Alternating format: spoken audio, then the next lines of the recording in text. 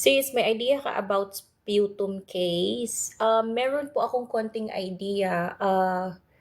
Pag sputum, you can still proceed on your interview day. Pag may interview ka na, you can still proceed on your interview day. Makakapag-interview pa rin po kayo, especially kay One Visa.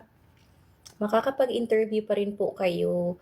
But if the result is not there yet, if they haven't received your medical result yet, then you will be under refuse to 21G.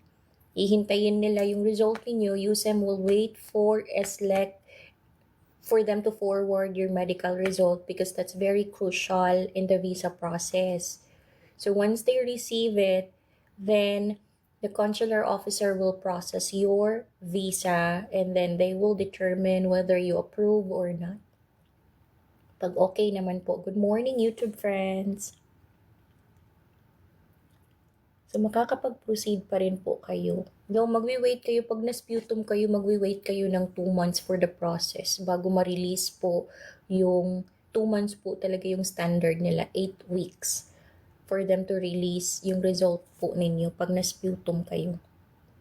Mahirap pero kakayanin.